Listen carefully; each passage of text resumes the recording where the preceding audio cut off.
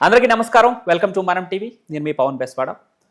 హైదరాబాద్లో ఉన్నటువంటి Hyderabad central university భూ వివాదం అందరికీ తెలిసిన విషయమే. దీనిపై అటుపక్క ప్రభుత్వం వర్సెస్ విద్యార్థులు అన్నట్లుగా పోరు జరుగుతూ ఉంది. జరిగింది. ఇక సుప్రీంకోర్టు కూడా స్పందించింది. ఈరోజు అక్కడ జరిగేటువంటి ఏదైతే చెట్లు నరికివేయడం కావచ్చు, లేదంటే భూ ఆక్రమణకు సంబంధించి ఇలాంటి చర్యలను తదుపరి ఆదేశాల వరకు ఆపేయాలంటూ సుప్రీంకోర్టు కూడా స్పందించింది. విద్యార్థులు కొంత ఉపశమనం లభించినట్టు అయింది. ఇక రాజకీయ కామెంట్లు అంటే కామన్గా ఉంటూనే ఉంటాయి. సో దీనిపైన విశ్లేషణ తీసుకుందాం. మనతో పాటు స్టూడియోలో అందుబాటులో ఉన్నారు ప్రముఖ ఆర్జే శేఖర్ భాష గారు. సార్ నమస్తే. నమస్తే అండి. హెచ్యు వివాదం మీ దృష్టి కూడా వచ్చే ఉంటుంది. 400 ఎకరాల భూమిపైన స్టూడెంట్స్ పోరాటం చేసి ఈరోజు సుప్రీంకోర్టు వరకు వెళ్ళింది. సుప్రీంకోర్టు కలగజేసుకొని ఈరోజు స్టే ఇచ్చింది. ఎలా చూడాలి ఈ వివాదాన్ని మొత్తాన్ని? ప్రభుత్వం చర్యలు దీనిపైన, ఈ 400 ఎకరాల పైన కరెక్టా కాదా? అసలు మీ విశ్లేషణ ఏంటి దీనిపైన? అసలు ఎప్పుడు కరెక్ట్ కాదండి, ఖచ్చితంగా కరెక్ట్ కాదు. అంటే తప్పనిసరి పరిస్థితుల్లో కొన్నిసార్లు ఇటువంటివి పోతాయి. ఎందుకంటే పాపులేషన్ పెరిగిపోతూ ఉంటుంది రోజుకి. మరి ఎక్కడ ఇవాళ కాకపోయినా రేపైనా మెల్లగా ఆక్రమించుకుంటాం మనం అడవుల్ని. ఇప్పుడు 150 కోట్లు అయింది, రేపు ఎల్లుండో ఇంకా పెరుగుతూ పోతుంది.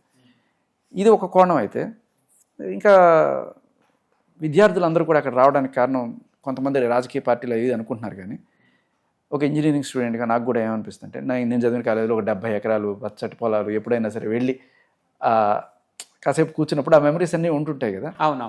సో మనం అనుకుంటాం ఆ కాలేజీలో ఆ బ్యాచ్ వాళ్ళే అనుకుంటాం. కాదు, 20 ఏళ్ల క్రితం వాళ్ళు కూడా వచ్చారంటే దానికి కారణం ఏంటంటే ఆ బాండింగ్ ఉంటుంది కాలేజ్ తోటి, ఆ క్యాంపస్ తోటి. సో దాంట్లో పెద్ద వింత ఏం లేదు స్టూడెంట్స్ అందరు రావడంలో. ఇక వచ్చిన తర్వాత ఆటోమేటిక్గా కొంత సపోర్ట్ అయితే లభిస్తుంది. ఎందుకంటే గవర్నమెంట్కి అగెనెస్ట్గా ఎవరైపోవాలన్నా అపోజిషన్ పార్టీ వాళ్ళు వాళ్ళకి సపోర్ట్ చేయడం మనకు వస్తుంది. ఒక సై అనే ఒక సినిమా వచ్చింది చాలా రోజుల క్రితం, రాజమౌళి గారు. దాంట్లో కూడా ఇలాగే వాళ్ళ కాలేజీని రక్షించుకోవడానికి ఆఖరికి ఫైనల్గా వాళ్ళు ఒక మ్యాచ్ ఆడి దాంట్లో గెలవడం అలాంటివన్నీ చేస్తారు. చాలా పోరాడతారు పిల్లలు దానికోసం. సిమిలర్లీ అదే అనిపించింది, ఒక పోరాట స్ఫూర్తి. అస్సలు విద్యార్థులు అయితే నిజంగా మనం చెప్పుకోవాలి, హర్షించాల్సిన విషయం. మన ఉస్మాన్ యూనివర్సిటీ ఏం తక్కువేం కాదు, మన తెలంగాణ రావడానికి కారణమే అక్కడ విద్యార్థులు కదా. దీన్ని ఒక నేషనల్ ఇష్యూ లాగా క్రియేట్ చేశారు ఆ స్టూడెంట్స్ వాళ్ళ నిరసనతో. అవును. సో అలా ఇప్పుడు ఈ విద్యార్థులు ఓ రేంజ్లో ముందుకు తీసుకెళ్ళడం అనేది మంచి మంచి విషయం అండి, ఖచ్చితంగా చాలా మంచి విషయం. ఒక చెట్టుని మీరు కొట్టేయడం 5 నిమిషాల పని, ఒక బుల్డోజర్లో జేసీబీలో తీసుకొచ్చి. కానీ అది నిలవాలంటే 20-30 ఏళ్ళు. ఎంత దారుణం అండి. నువ్వు అదే చెట్టుని నీ చెయ్యి మళ్ళీ తీయడం ఈజీ. సో అది గవర్నమెంట్దా ఇంకొకళ్ళదా ఏది ఏమైనా ఒకటి ప్రైవేట్ ప్రాపర్టీనే అనుకోండి, కంప్లీట్గా మీ ఆస్తి అనుకుందాం. మీరే బుల్డోజర్ తెచ్చి కొట్టిచ్చేస్తున్నారు అనుకుందాం, వేరే వాళ్ళు అడగడానికి లేదు అనుకుందాం. అయినా కూడా ఎవడన్నా వచ్చి అడిగాడు అనుకోండి, నేను వాడనకాల నుంచి చుట్టా. ఎందుకంటే అది ప్రకృతి. సో ఏదో రకంగా ఒక 10 చెట్లు ఉంటే దానిలోంచి వచ్చే ఆక్సిజన్ లెవెల్స్ వేరు. అది ఇప్పుడు తగ్గిపోయినట్టే కదా. అండ్ వీళ్ళ విద్యార్థులకి ఇంకొక విషయం కూడా నేను చెప్పాలనుకుంటున్నాను ఇక్కడ. ఇది చాలా ఇంపార్టెంట్, గుర్తుపెట్టుకుని అందరూ. చెట్లు పోవడం గురించి కాకుండా చాలామంది జంతువుల గురించి మాట్లాడారు. కరెక్ట్. మూగజీవాల బాధ, అరణ్య రోదన, అవన్నీ పాపం ఎక్కడికి పోవాలి ఏం తెలియక బాధలు పడుతున్నాయి అని చెప్పి నిజంగా ఆ కోణంలో అందరూ ఆలోచిస్తున్నారు. ఇన్స్టాగ్రామ్లో అన్నిట్లోనూ షేర్ చేసుకుంటున్నారు. చాలా మంచిగా అనిపించింది నాకు. ఇది ఎంత మంచిగా అనిపించిందంటే, ఓకే, మూగజీవాల కోసం మనుషులు బాధపడుతున్నారు, వాటి ఇల్లిపోతుందనే బాధ మనం చూస్తున్నాం వీళ్ళందరిలో. ఇక్కడ ఈరోజు ఒక స్టూడెంట్ లీడర్ మాట్లాడుతుంటే నేను ఒక మీడియా ఛానల్లో విన్నాను. నేను ఇక్కడ జంతువులు అంటే జింకలు, నెమళ్ళు లేవని చెప్పి ప్రభుత్వం వాదిస్తుంది. ప్రభుత్వం ఆ నాయకులు ఎవరైతే ఉన్నారో, ముఖ్యంగా సీఎం ఎవరైతే ఉన్నారో, ఇక్కడికి వచ్చి ఒక 2 రోజులు ఉంటే తెలుస్తుంది జింకలా ఉన్నాయా కాదా అనేది చెప్పేసి ఆమె అడుగుతున్న విధానం చూస్తే, అంటే వాళ్ళు అది ఈ చెట్లు వెళ్ళిపోతున్నాయి, ఈ పర్యావరణం మొత్తం పాడైపోతుంది, 400 ఎకరాల భూమి అంటే అడవి పోతుందని చెప్పి వాళ్ళలో ఉన్న ఆవేదన తన అడిగే విధానంలో కనపడతా ఉంది. అంటే ముఖ్యమంత్రి రేవంత్ రెడ్డిని కూడా ప్రశ్నించే విధానం చూస్తే వాళ్ళ ఆవేదన క్లియర్గా అర్థమవుతుంది. అంటే వాళ్ళ ఆవేదన మనకు అర్థమవుతుంది, కానీ ఆయన ఆవేదన వీళ్ళకి అర్థం కాదు. ఎందుకంటే రోజు రోజుకి బద్దన పెరిగిపోతూ ఉంటుంది గవర్నమెంట్ మీద. ట్యాక్సులు కావాలి, రకరకాల ట్యాక్సులు వేసి డబ్బులు, అలా కాకుండా వేరే రకంగా ఏదైనా మార్గాలు అన్వేషించి చేద్దామంటే ఇలా అడ్డాలు వస్తున్నాయి. తెలుసు దానివల్ల ఇబ్బంది జరుగుతుందని తెలుసు, కానీ ఎలా? గవర్నమెంట్కి నిధులు కావాలి, నిధులతోటి ఏదైనా రైతు బంధు పథకాలు, లేకపోతే ఏవో రకరకాల పథకాలు వీళ్ళందరికీ డబ్బులు ఇవ్వాలన్నా, లేకపోతే ప్రాజెక్టులు కట్టాలన్నా వీటన్నిటికీ డబ్బులు కావాలి. ఎక్కడి నుంచి వస్తాయి?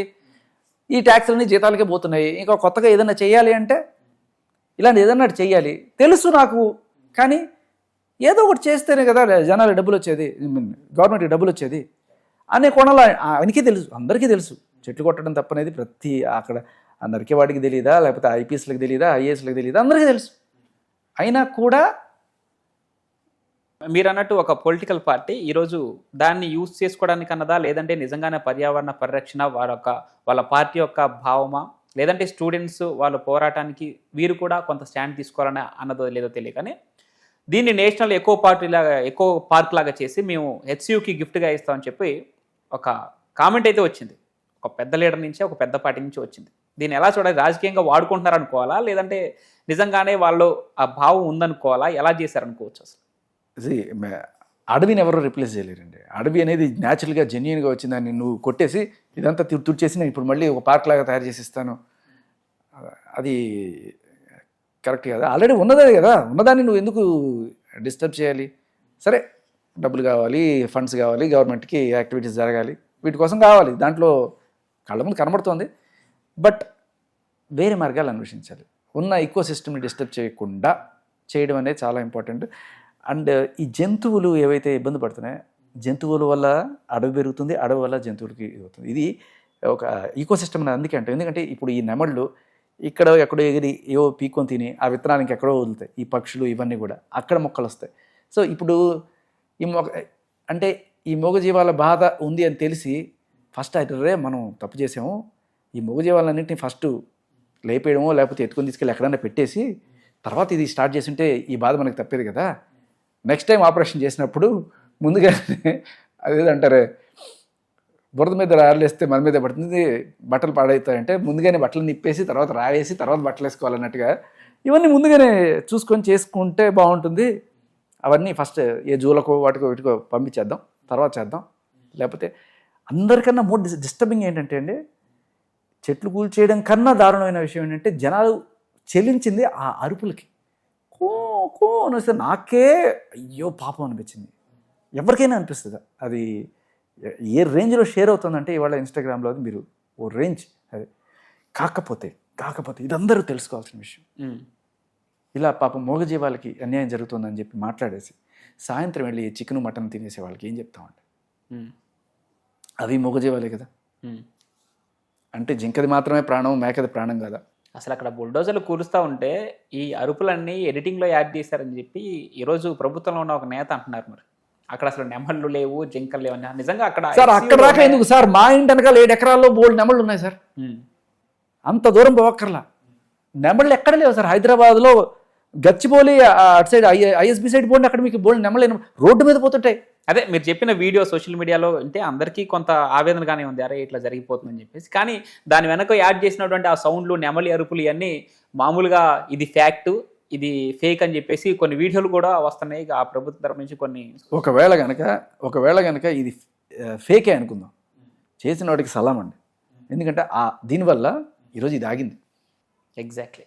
కొన్నిసార్లు కొన్ని అబద్ధాల వల్ల కొన్ని మంచి జరుగుతుందంటే, ఒకవేళ అబద్ధమైనా దాన్ని నేను నిజంగా నమ్మడానికి ఇష్టపడతాను. ఖచ్చితంగా నిజంగా అది ఫేక్ అయినా సరే జరిగినటువంటి అతిపెద్ద మంచిది నిజంగా.